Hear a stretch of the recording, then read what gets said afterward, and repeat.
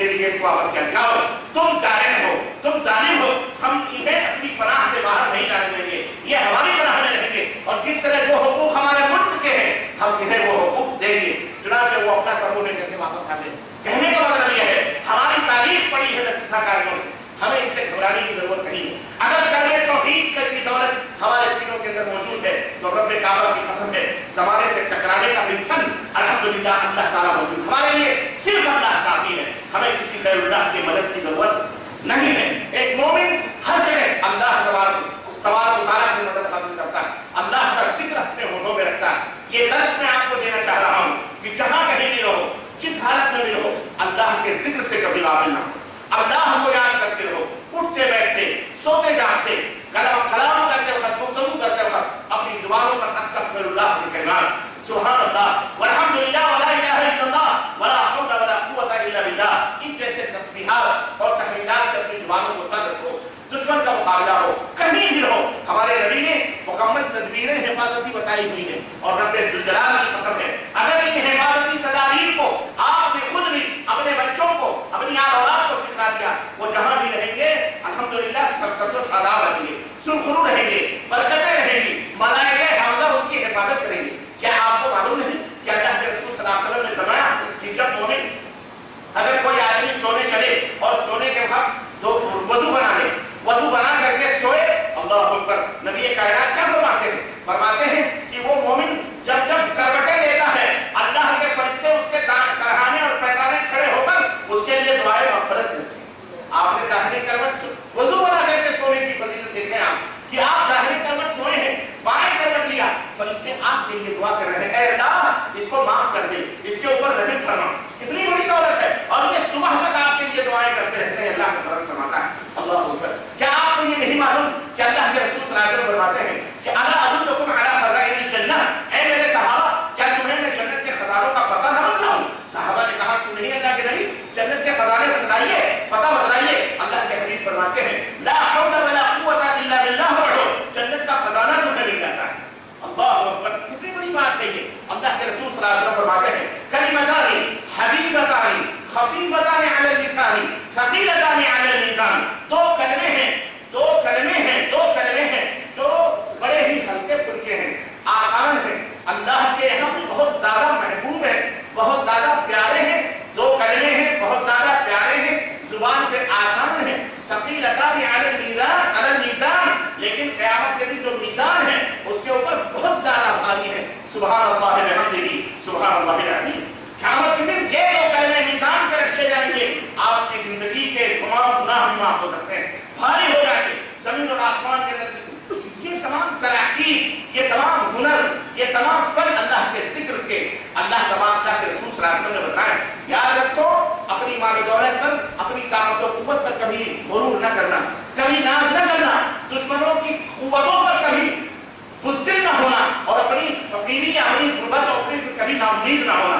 اگر ایمان کی دولت آپ کے پاس موجود ہے، توحید کی دولت آپ کے پاس موجود ہے، جو سب سے عظیم دولت ہے، رب کی قسم ہے آپ کے پاس ساری دولتیں موجود ہیں الحمدللہ۔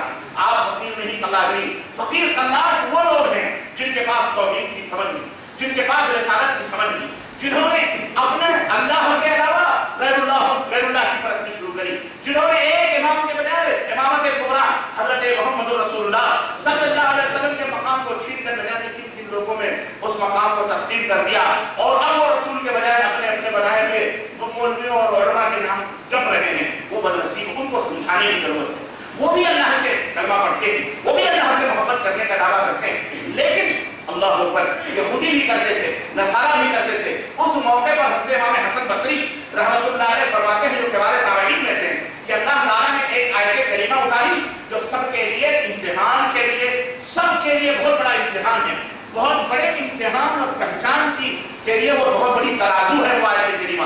وہ آیت کریمہ کیا ہے؟ دعویٰ تو سب کو اللہ سے محبت کا ہے، یہودی بھی کرتے ہیں، نصارہ بھی کرتے ہیں۔ اللہ نے آیت کریمہ اتاری کہ اس آیت کریمہ کو ترازو بناؤ اور ان کی محبتوں کو تولو، جو اس میں اترے جائے صحیح ڈھنگ سے، اس پیمانے پر وہ صحیح ہے، جو نہ اترے وہ غلط ہے۔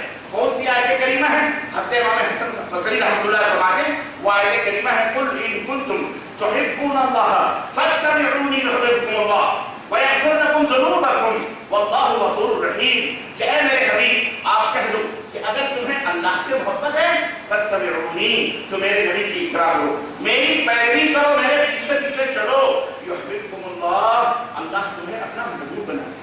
صرف زبان سے کہنے کے لیے تو سب کہتے ہیں، لیکن دعویٰ کے لیے دلیل ضروری ہے۔ اگر محمد رسول اللہ، اگر اللہ سے محبت ہے، اگر واقعی اللہ سے محبت ہے تو محمد رسول اللہ صلی اللہ علیہ وسلم کی اطاعت و اتباع ضروری ہے۔ اگر اطاعت و اتباع اگر نہیں کریں گے ہر معاملے میں، یہ نہیں کہ کچھ ہماری اور کچھ فلانے کی، کچھ ٹھکانے کی نہیں، بلکہ ٹوٹل حضرت محمد رسول اللہ صلی اللہ علیہ وسلم کی چلے گی۔ یہاں جب نبیوں کے سکے، نبیوں کے ستارے گل ہو سکتے ہیں، نبیوں کی شریعتیں اور اللہ کی بھیجی ہوئی کتابیں اس چاند کے طلوع ہونے کے بعد اور اس سورج کے نکلنے کے بعد سب کے چراغ گل ہو سکتے ہیں، تو امتیوں کے چراغ کس کے سامنے چلنے والے ہیں؟ یہ وہ شمع ہے، یہ وہ سورج ہے، یہ وہ چاند ہے، سراجن قمرا منیرا، سراجن منیرا جسے اللہ نے فرمایا کہ یہ جلتا ہوا چراغ آیا، ساری شریعتیں منسوخ، جب ساری شریعتیں مل کر جائیں گی، صرف محمد رسول اللہ صلی اللہ علیہ وسلم کا سکہ چلے گا، تو پھر کسی مولوی عالم کا اس کے خلاف کوئی فتویٰ کر سکتا؟ یہ ہے اصل شریعت اور یہ ہے اصل دین، امت محمدیہ کو بدلانے کی ضرورت۔ ہم کہتے ہیں کہ بیچارے دوسرے جو ہیں ان کو سمجھاؤ پیار سے، حکمت سے۔ اللہ کے نبی نے کس طرح سے صبر اور تحمل اور ضبط سے مکے کی وادیوں میں کس طرح سے برداشت کی۔ اللہ تعالیٰ جو میں عرض یہ کر رہا تھا کہ قیامت کے دن جب اللہ پوچھے گا کہ تم نے یہ پیغام کیوں نہیں پہنچایا، تمہارے پڑوس میں، تمہارے آجو بازو تمہارے لوگ رہتے تھے، تم نے یہ دعوت کا کام کیوں نہیں کیا، تو اللہ سے کیا جواب دو گے تم؟ یہ کہ ہمیں خوف تھا کہ وہ مار ڈالیں گے، ہمیں خوف تھا کہ وہ ہماری جائیداد چھین لیں گے، ہمیں خوف تھا وہ کثیر تعداد میں ہمارے گھر پہ حملہ کر دیں گے۔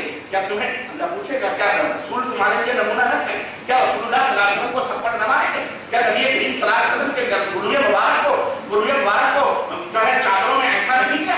کیا اللہ کے نبی کی پشتے مبارک پر اوجڑیاں نہ ڈالی گئیں؟ کیا اللہ کے نبی کی بیٹیوں کو، جوان بیٹیوں کو طلاق دلوا کر نبی کے گھر پہ واپس نہ کیا گیا؟ کیا نبی کے غلاموں کو اور نبی کی کلمہ پڑھنے والے بلال حبشی اس سے تم زیادہ افضل ہو؟ بلال حبشی سے تم زیادہ بہتر ہو؟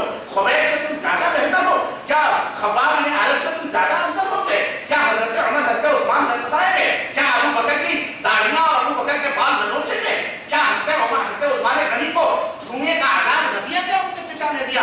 کیا اما سمجھا کو کیا تم بھول جاؤ گے کہ جنہیں ننگا کر کے باپ اور بیٹے اور شوہر کے سامنے جنہیں ننگا کھمبوں میں باندھ دیا گیا اور اما سمجھا کی چٹانوں کو چیر دیا گیا، تو مخالف اونٹوں کے مخالفت اس میں، لیکن پھر بھی اس اما سمجھا نے توحید کا دعویٰ نہ چھوڑا۔ کیا اس سے بھی تمہارا زیادہ ناقص تھا؟ یہ تمام سب سوالات ہوں گے۔ اس لیے جوش، ہمت، جوامردی، عدل اور انصاف اور حکمت اور دانائی اور دانشوری اور جرات اور یہ تمام سب چیزیں رکھ کر کے اور اخوت اور محبت اور پیار اور شفقت کے ساتھ ان بھولی بھالی نبی کی امت کے لوگوں کو سمجھاؤ، ان کے گھروں پر جاؤ، یہ گالیاں دیں مسکرا دیا کرو، یہ پتھر ڈالیں سلام کر دیا کرو، کوئی بات نہیں، معاف کر دیا کرو اور ان کو سمجھاؤ اور ان کو بتلاؤ کہ یہ شرک باللہ ہے، یہ جو کچھ بھی کر دیا جا رہا ہے ناٹک، یہ صرف ناٹک، اس کی کوئی حقیقت اسلام کے اندر نہیں۔ اگر ہے آتونی شیء من کتاب اللہ، آتونی شیء من کتاب اللہ و رسولہ، لاؤ کوئی دلیل لاؤ کتاب اللہ سے، کوئی دلیل لاؤ سنت رسول اللہ صلی اللہ علیہ وسلم۔ اللہ کی قسم عوام بیچارے معذور ہیں، عوام بیچاروں کو سمجھ نہیں ہے، ان کے علماء جو ہیں انہوں نے علماء سو پورے علماء نے گمراہ کیا ہوا ہے۔ اللہ ان کے شر اور فتنے سے امت محمدیہ کو محفوظ ہے۔ ایک تو یہ بات، یہ دعوت کا فریضہ آپ کو ادا کرنا ہے اور انشاءاللہ ادا کرو، لیکن کوئی جھگڑا نہیں، کوئی لڑائی نہیں، بڑے ہی پیار اور بڑی محبت سے حکمت کے ساتھ الحمدللہ کتاب کے ذریعے، کیسٹوں کے ذریعے اسی طرح سے اپنی زبانوں سے، ملاقاتوں سے اپنے اہل خانہ کو، گھر والوں